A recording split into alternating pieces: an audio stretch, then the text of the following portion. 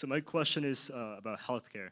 So I know universal healthcare in general is really not seen as the American way, since we have, of course, private health insurance, and we have, you have more money, you should be able to get the treatment that you want to pay for it, and that's fine. But of course, we have people who are uninsured who heavily require that whole system, with the government actually being able to provide that sort of, foothold for the poor. So the thing is that right now America is now going to the path of universal healthcare, and we know that that is where we should be going in the end. ObamaCare was a disgusting disgrace, and that's fine. I understand that it was the premiums were disgusting. People lost their insurances; they didn't get it back, even when they had ObamaCare actually started. So where do we go now in America's healthcare towards that point? Sure. So there's two big things. Number one, it's important never to conflate healthcare and health insurance. Those are two completely and totally different things. And I'm not singling you out. Our politicians do it too, so it's understandable.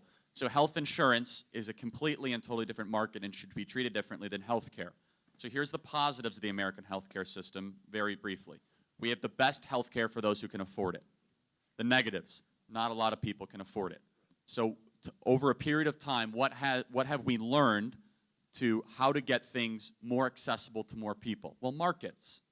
When you allow markets to exist, prices will go down, the quality will go up, and accessibility will go outward. In every single sector, whether it be how you've seen your iPhone develop over the last 10 years from something that used to be a flip phone for Nokia, where you now have a supercomputer in your right-hand pocket, competition and entrepreneurial type activity will time and time again deliver a better product and a better service. We do not have a market in healthcare right now. I'll give you an example.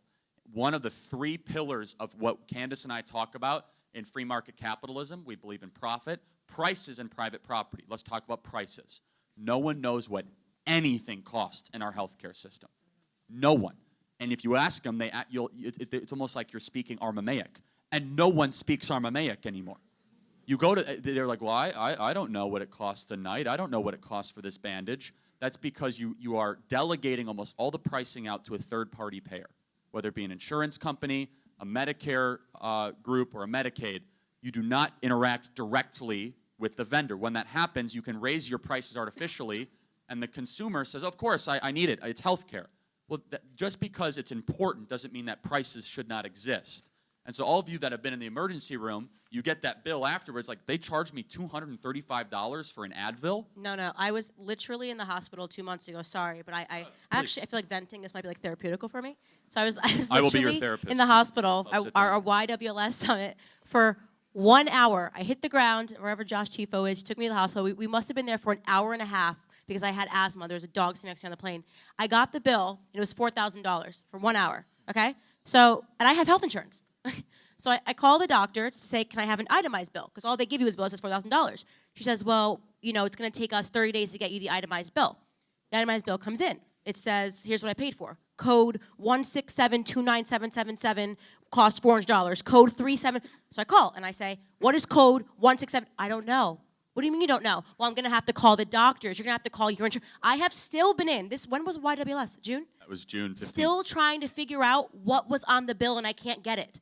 So this is what we're talking about. Like our insurance companies, there's almost like a quid pro quo and there's no between the doctors, and there's no transparency whatsoever. And so in a market, here's how you solve this. Most healthcare, about 90+%, can be administered by nurse practitioners. So most emergency room visits, most attention that a doctor spends actually are things that do not require a doctor's expertise. Broken arms, broken legs, sprained ankles, common cold, common flu. Things that a nurse practitioner can look at you and say, all right, you have a broken arm, we'll treat that.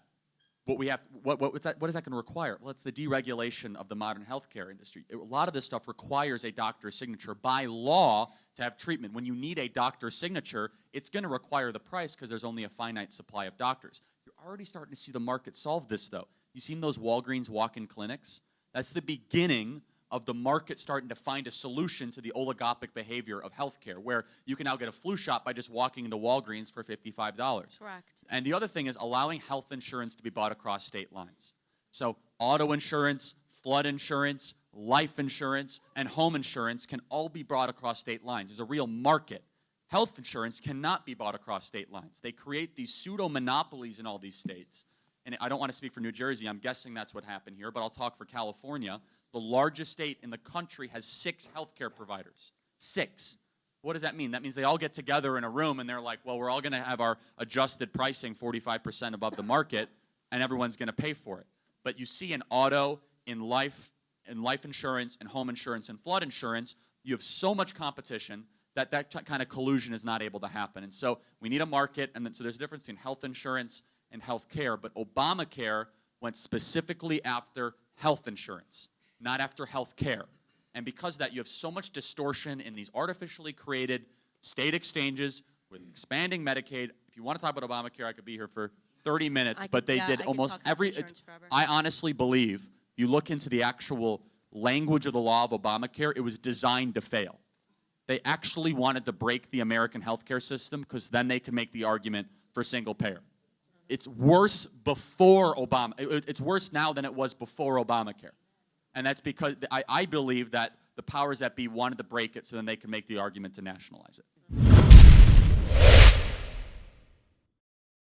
Hey everybody, this is Charlie Kirk, founder and CEO of Turning Point USA. If you liked this video, be sure to subscribe to our YouTube channel at Turning Point USA.